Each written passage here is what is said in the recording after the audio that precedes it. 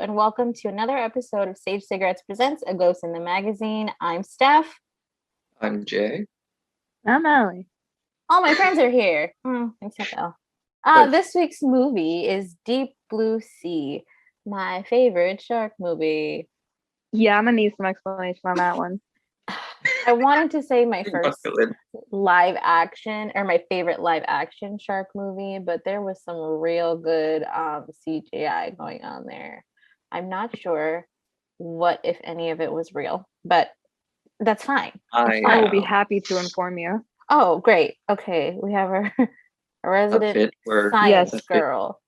For this episode, as someone who took one semester, the one semester I did spend in college was spent in marine biology. So I am today's local expert on sharks. That's amazing. Okay. Shark? No, that means something else to me. When I was a kid, I wanted to be a marine biologist. And then I realized how deep and scary the ocean was. Okay, so I'm just going to set the tone for this movie. It's amazing. All right, so you get very Jaws vibes in the beginning because there's like a boat with two couples on it and they're making out and drinking wine, and then all of a sudden someone's rocking the boat and they're all like, shush, did you hear that? It's a fucking shark, and it breaks through the center of the boat. So here's the part that bothers me about that. It busts through the center of the boat and everybody freaks out and literally throws themselves off the boat where the shark is. That's crazy pants to me. I don't know about you. I have many opinions about this boat and the people on it and the shark attacking it. But I'll get to my 2 cents after you bit. Okay, so they're about to get ate, and then a man pulls up and harpoons that shit and drags the shark back because apparently it's a test shark that escaped from their deep sea laboratory. Okay, but like the look he gave the survivors after he shot the shark, kind of like, yes, you're next. Oh no. The greatest hunt. Well, I think he likes harpooning shit. I think because of who he is. He's like, that's established as a character choice very quickly. Yes. Harpoon man on the case. Yeah. And he's also a criminal. You don't find that out for a minute, but he's a quote unquote criminal. I'm not gonna speak on that. So they cut to the science lady. I call her hot, angry science lady, but her name is Susan. The English one. Yeah. She's got a cute little dimple chin. And I find her anger doesn't suit her well. It's like she's trying really hard to be angry, but I think she's cute. Star Wars rules apply here. The bad guys always have English accents. Oh, fuck. That really spoils any Star Wars movie, huh? It's American made. Of course, the Americans are going to be the good guys. That's debatable. That's highly debatable. But we digress. So Susan goes to meet with her boss, who is Lauren Whiteman, and next to him stands Mr. Franklin, played by none other than Samuel L. Jackson. And he's, he put a lot of money. He said $200 million into this research, and I'm like, did it pay for the whole facility? Because that's a lot of money. Yeah, but that doesn't make sense also either. Paid for their helicopters and into life insurance policies. I mean, yeah, which I imagine they're high at a job like this. I would think so. Steph, you only know the white guy's name because you looked it up, right? Because it's never said. Mr. Franklin is the black guy. I know, but you named the guy sitting, her boss, and then you said Mr. Franklin. I called him a Whiteman. I didn't say his name. I fully thought that was his name. Oh. Sorry, Lindsay. Now who looks stupid? Just because he's white doesn't mean his name's Whiteman. God, Jordan. He legit doesn't talk. There is just a white guy sitting in this office. He's literally like the puppet, like the dad puppet in Dead Silence. Yeah, they just have to kind of maintain this image that clearly a white guy runs the company, not Nick Fury by himself. Nick Fury. Yeah, and so here's the thing that doesn't make sense to me if he put that much money into it. They said that this facility was existing, built by the Navy, and they took it over. So he didn't build it. No. It was made in World War II, they said, yeah. Yeah, they added the underwater pens, but that was it. So I can't imagine it cost that much Which money is if next. the bottom of the fucking fences were titanium and the top was steel. How is he only doing a tour of this facility now after pouring $2 Now, million in? no, 200 million. 200 million, and he's like, okay, so you're gonna make sharp but smart, right? Yeah. And so I'm wondering why he's paying that much money for Alzheimer's research if it doesn't seem like he gives that much shit about it, because the girl literally has to like pour her little heart out. Like, give me 48 hours. This is important. I call it sort of just rich people philanthropy. Sometimes it's a bit they look for good words and charities, and they're like, yeah, that's right. Research it. Is it good? It's great. Anyways, give it $200 million. This is an Alzheimer's charity. Are you for or against? I have so many opinions on this, you guys. Oh my god. Attempting to cure Alzheimer's is a legit thing that is being studied, sure. And other degenerative brain diseases are being studied and at the very least to stop damage, not to repair what has been dead, because that's impossible with brain tissue. What they're way more likely to be studying would be octopuses. Octopi. Octopuses is the worst word in the world.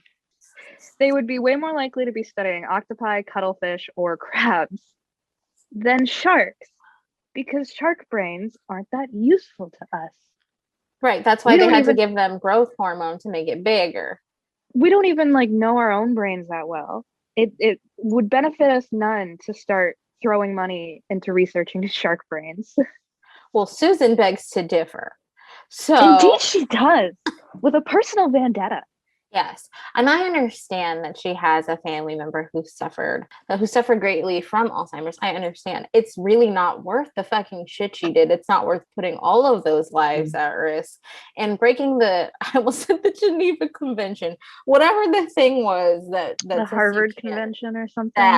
That the Harvard Compact or something. She's just like the bitch from Splice, thinking they can they know what's best and they can do whatever they want to do without consequences. Well, how are these for consequences? And a note on that, scientists don't tend to do science that they can't publish. It's kind of useless. If you can't publish a paper on it, the fuck are you doing?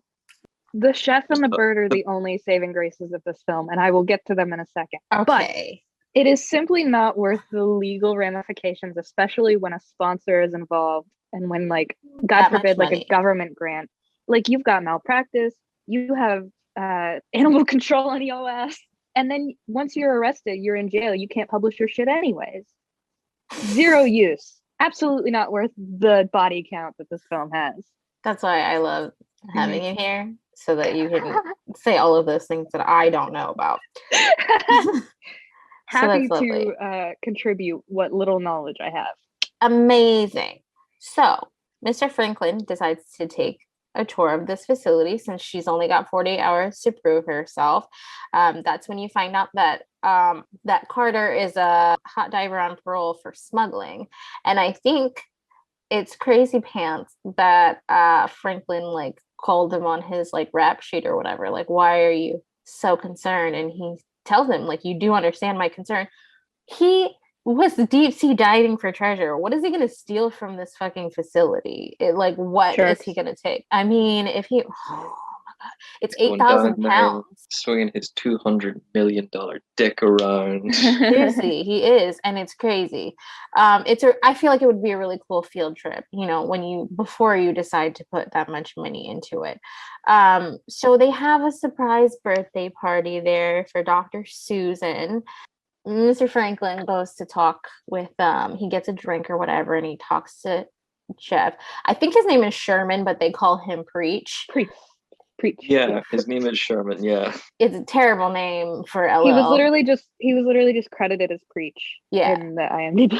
Oh, okay, perfect. Preacher. So he tries to black guy with Preach, and he's just like, "Oh, the food was good, brother," and Preach calls him out because he's like, "You're the guy who was in the avalanche, right?" And he was like, yeah, that's me. And he said, like, black men don't have enough things that can get them killed. You are climbing up some stupid ass mountain in the middle of God's nowhere. He said, you can leave that to the white folks, brother. And he's absolutely right. Correct. As he should. Don't do that. Right. That would have been the only scene he had with Samuel L. Jackson. Yeah. Because then Preach is on his own for a lot of the film. He is. On his own with his bird. Listen, him and the bird are literally, it's my favorite. It's my favorite thing about this movie. And one other scene, and we're gonna get there. So they're doing the presentation, and the male doctor is reminding Susan, like, we're doing this early, like 2 months ahead of schedule. We're skipping several trials, and she's like, well, we don't have a choice. So amongst themselves, they're talking about using the hormones to enhance the brain. They talked about that early, and then later she brings it up and they're acting like she deceived them. Isn't it the same shit that they were talking about? Sorry, I don't think she mentioned that she was genetically modifying the sharks. The idea was that the sharks were, maybe the growth is what, like, making them bigger and smarter, making their brain bigger. The growth was hormone the issue. Yeah. She did say it, or someone said it. I remember thinking, like, I was vaguely listening to them talk because they were mostly talking bullshit. But I remember her vaguely being just very open about the whole thing, kind of braggy about it, which is the nature of scientists talking about their field, especially to investors. Samuel L. Jackson, because I have to say his whole name every time I mention him. I call him Sammy. Sammy? Yeah, like Jordan, you cannot call him Sammy.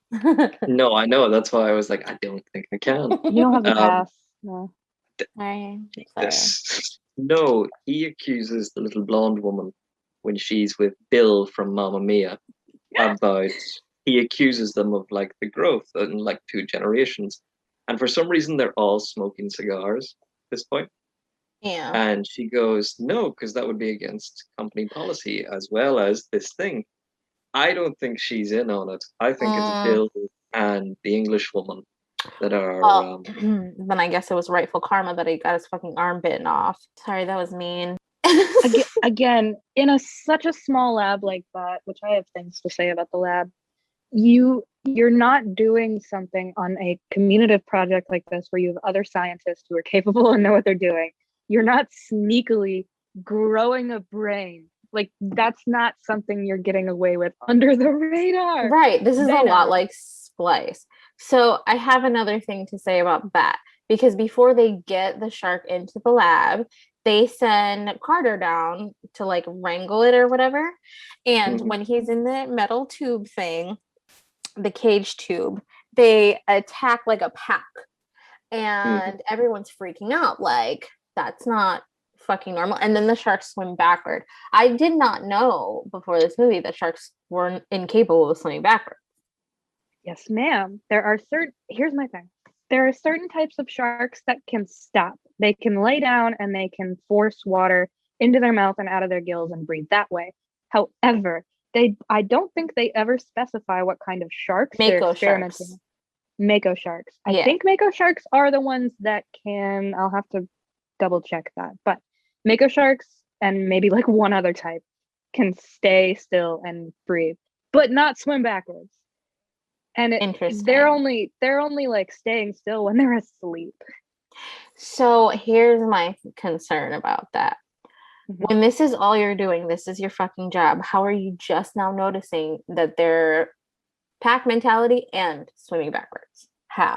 They're really bad at their jobs. You're correct. They shouldn't be. They're this bad at their jobs, but they are. Jurassic Park meets Good Morning Vietnam because of that tower that your woman's in. I would love to talk about the lab for a moment before it starts getting destroyed. Okay, let's do that. So you're much more likely to see a lab that would be a very big boat, or it would be a building attached to an island or a very close piece of land. This sort of floating buoy underwater lab thing, I have never heard of or seen of anything like that. like they don't even build complicated stuff like that where it sits above the ocean and you're like walking around and having parties in a bar. None of that. The idea of like I believe it's called the wet lab or the pool lab where Yes, they've the got that wet lab. opening and that's pressurized. That exists, but I have a hard time believing they would have one. An insane amount of money to keep up, to fill with air and to keep the water out and to just keep it not breaking. And then they've Right. got all these kinds of like elevators, stairways, pathways, underwater things where the sharks can swim. Mm-hmm.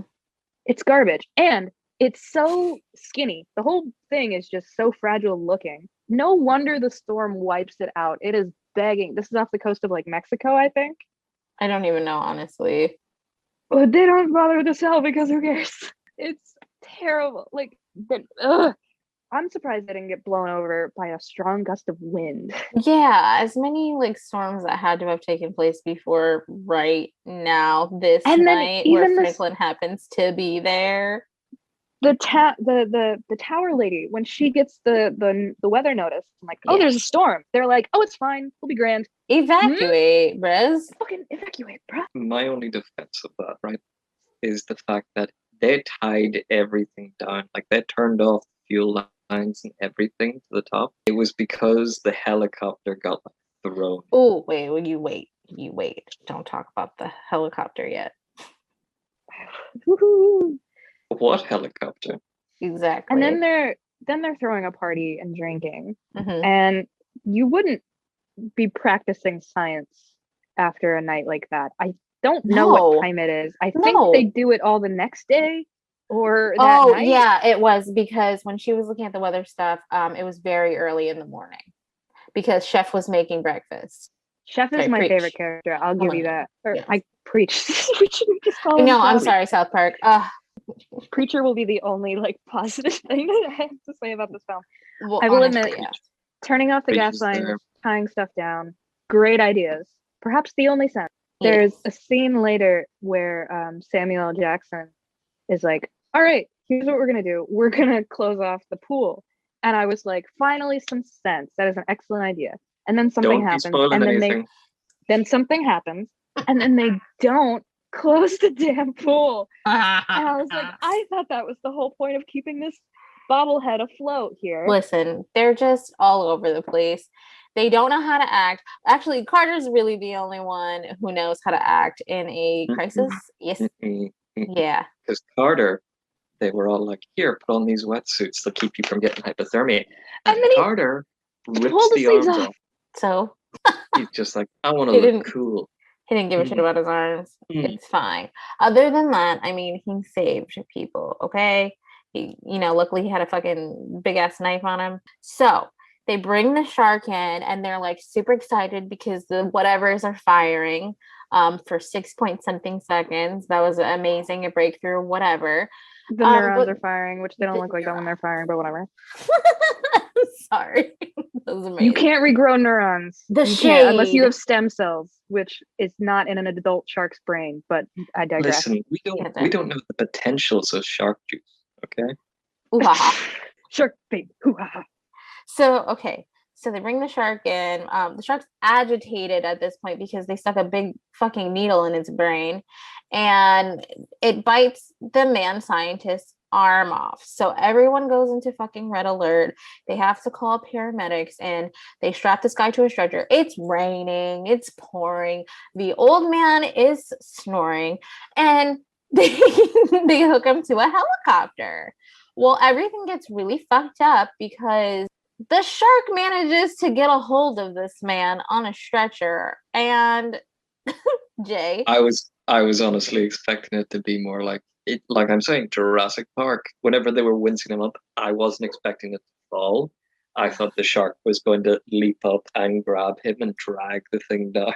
If this was a megalodon, it would have. Yeah, I was just. But thinking, since like, it's the an Megalodon. unnamed breed of shark, But here's the thing: the shark jumped over an 8-foot fence. I don't want to talk about it. and then they couldn't jump over the fence at the end of the film. Anyways. Yes. So, about the paramedic procedure, very quickly. Okay. They actually didn't do too terribly, considering the emergency in this field. He was smoking when he got his arm off, which actually might help his case because your blood vessels get all thin when you smoke. And so he probably would have bled less. Okay, Dr. Alley.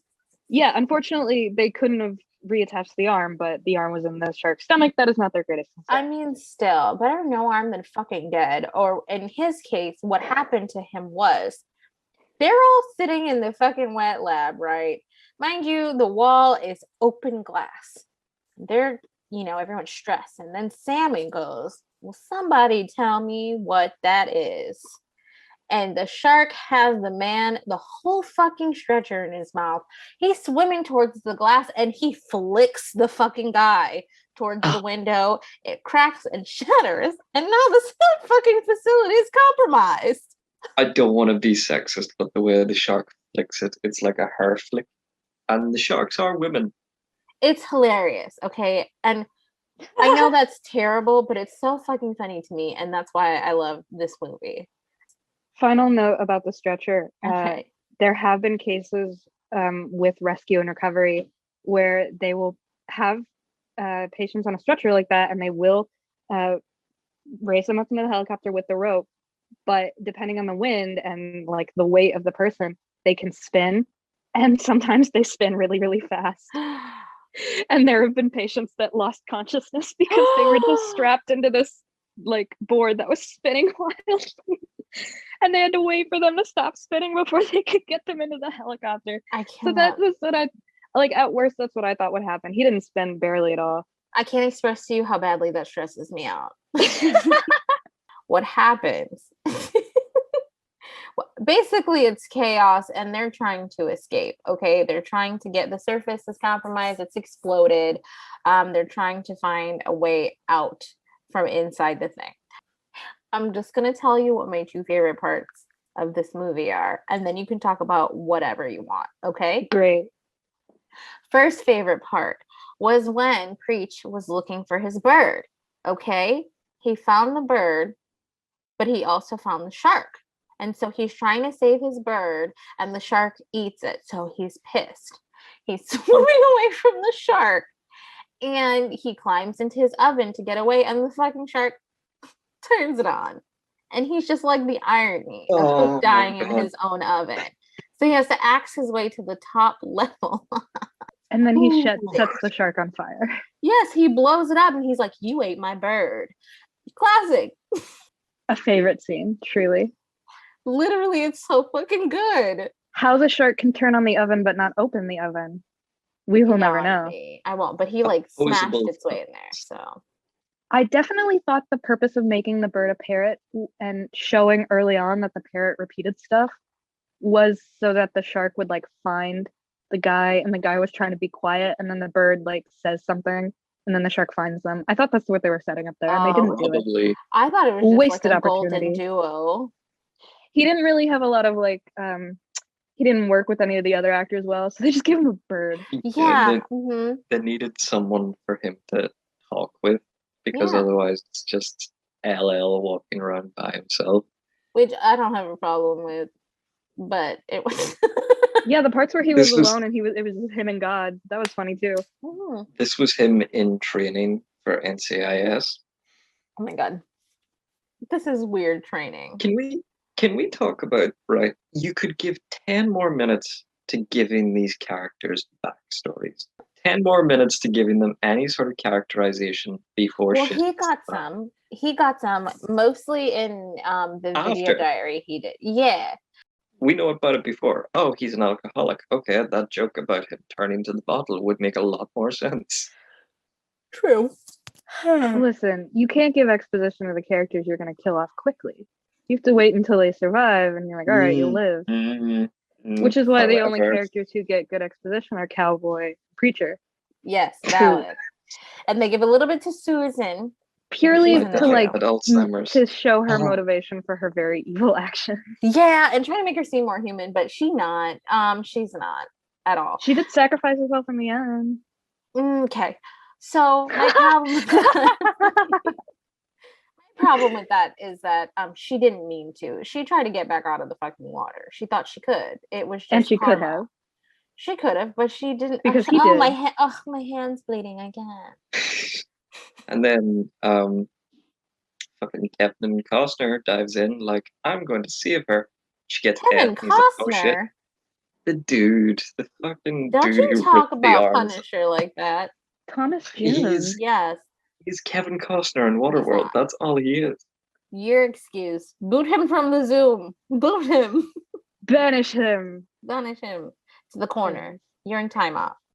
Nope. Second favorite scene in this movie. Okay. Yeah. It's for these two scenes that this movie completes me, and it will always be my favorite. That fucking motivational speech that Sammy gave after they put on the fucking wetsuits, okay? And he was like, we're gonna do this and we're gonna do that, and we're not gonna fight anymore. And then that big ass shark comes out of the water and snatches him up and shares it with the baby. They share. Oof. I agree. That was also a favorite scene of mine.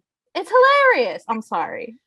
Again, the only sense, because they're talking about escaping the wet lab via a air pressurized chute, tunnel, ladder, hole. I don't give a fuck. Like a Yeah, and it's they like a specify that pressure will flood the wet lab because of the open pool of water they have. I don't They understand said- science. Yeah, they I don't said get it. if it had been compromised, so there was a chance that it wasn't. But it did. But it But did it did, though. because So this is a when he said close the pool, one, that keeps the shark out, ideal. Two, that keeps the water from flooding in. And they make such a big deal that if this lab floods, that's like 50% of the lab at this point that has been compromised or flooded. So the lab is going to sink. And then they just open the door without closing the pool and they go up anyways. Yeah, yes, they did. And the that. lab doesn't sink. So what was the point? This is why I say they're not good scientists. They don't know what the fuck they're talking about. No, they're terrible. They're terrible scientists. So long story short, the only people who make it to the surface are Susan, Preach, and Carter. Okay. Preach gets his fucking leg mauled by the shark, but they get him out and they're like cleaning it and shit. So Carter's gonna shoot it. He's gonna harpoon it because he's harpoon boy. And Susan is supposed to put the other end of the line on a battery so it will explode the shark.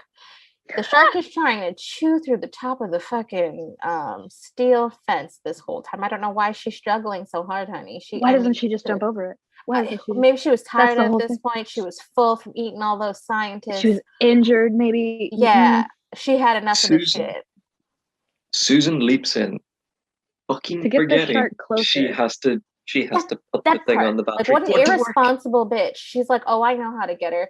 Just cut your Why? fucking hand off or something. Throw it in the water. It'll Also- smell the blood. Also, whenever she went to get her research in her quarters, right? Oh yeah, we forgot about that part. Fucking stripped off and thought, you know what would work?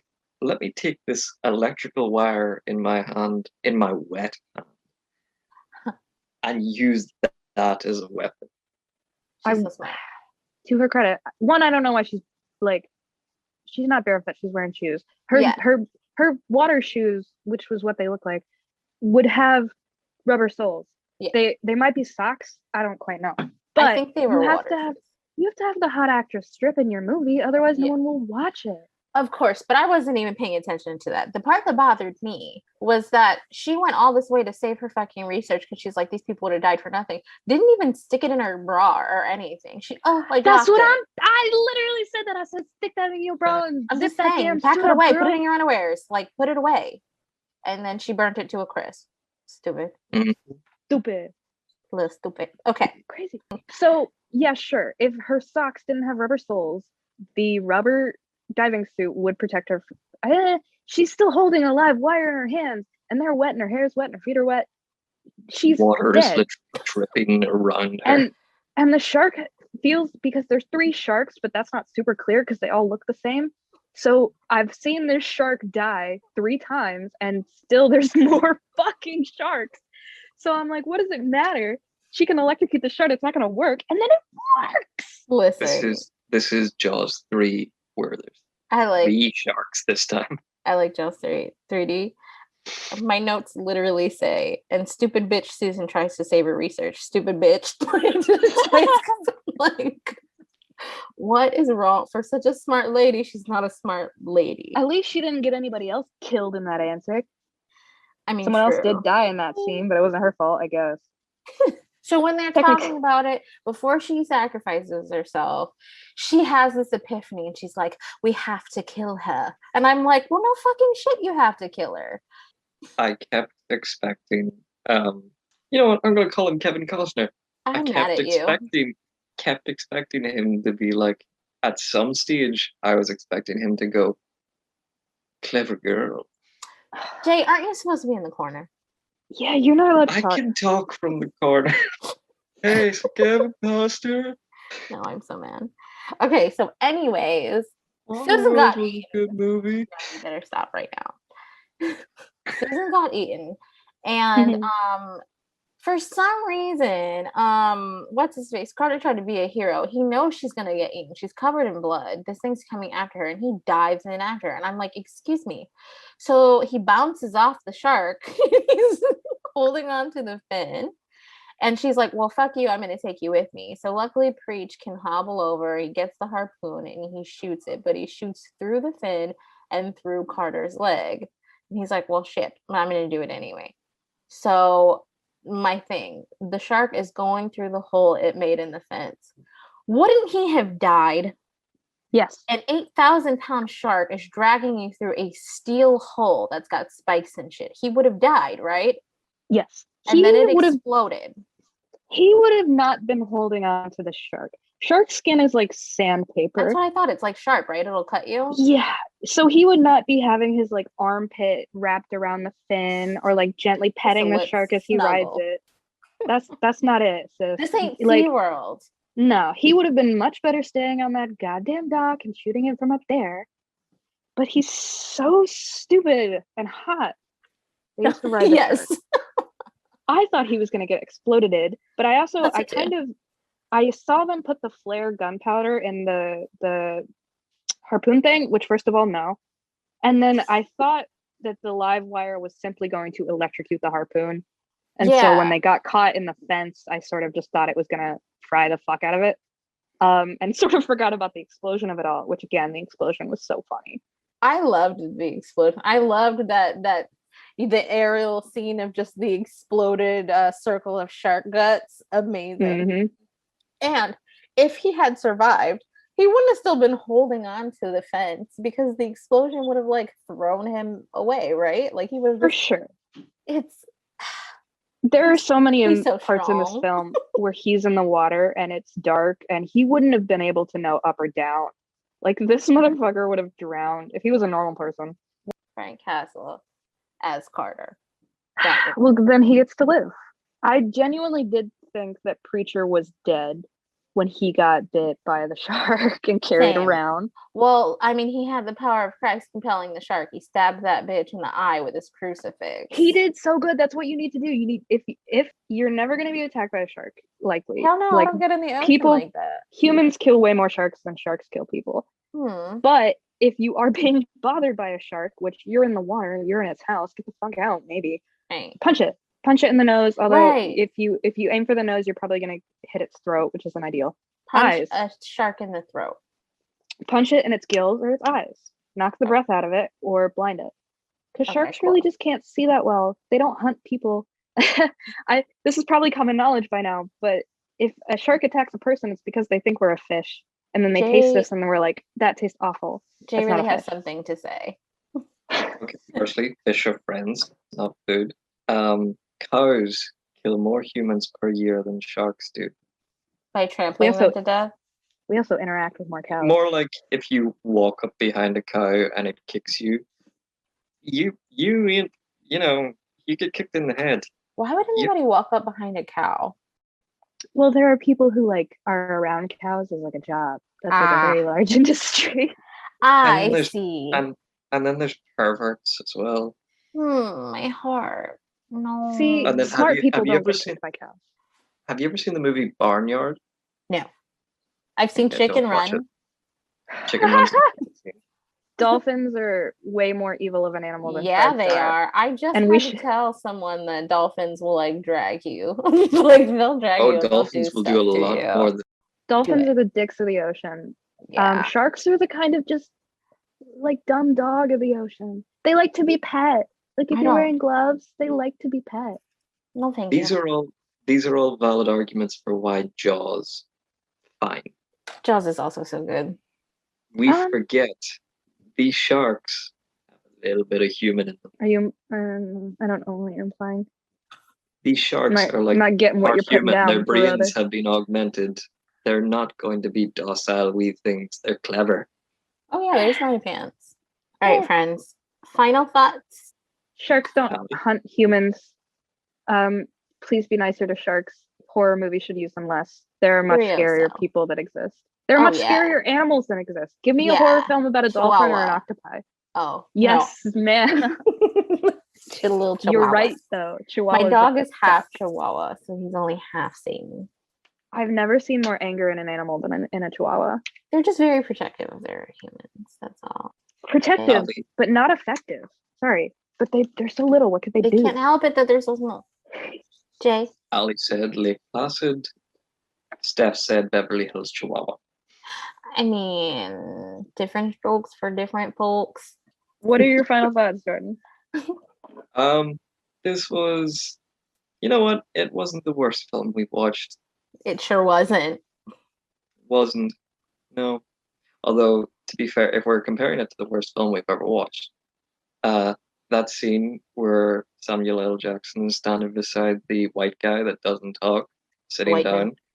Yeah, the white man reminded me of the Evil Within. Whenever at the end when he turns the girl into a puppet. Oh, that. No, I blocked that out from my memory. I never, ever want to think about that again. Hey, quick question. What the fuck? You weren't in this episode. This was before your time. You were sitting Okay, beside me while we recorded this. You don't want to watch it. great. It's an awful, dreadful, terrible, awful movie. Great. Love it. 10 out of 10 would watch again because I've seen this movie so many times, like at least 10. At least. It was my first rated R movie. I watched it when I was a kid. And then the next one I watched was Lake Placid, which is coincidentally our next movie. So Yeah, stay tuned for more Creature Feature Fun. just one more thing. This was like under the banner of sexual content on Amazon Prime. So when it got to the Why? end of the film and no one had fucked yet, I was like, so LL Cool gonna get some Kevin Costner? I mean, I don't know what they did once the credits rolled, but that's their business. They're grown. I would have liked this movie to be 5 minutes longer. Yeah. Certain term. Shut up. Anyways, you can find the podcast on Twitter at GITM Podcast.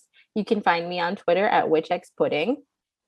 You can follow me at Atlas_Snow. You can find me at IzzyExe, but don't follow me. It's garbage. Okay, I have one final bye. question. I have one final Wait. question for you. You I have one can't final ask question it here. We're done. I have one final question It's for you. over. What's Oh my your God. opinion on the Israeli-Palestinian conflict? Okay, bye.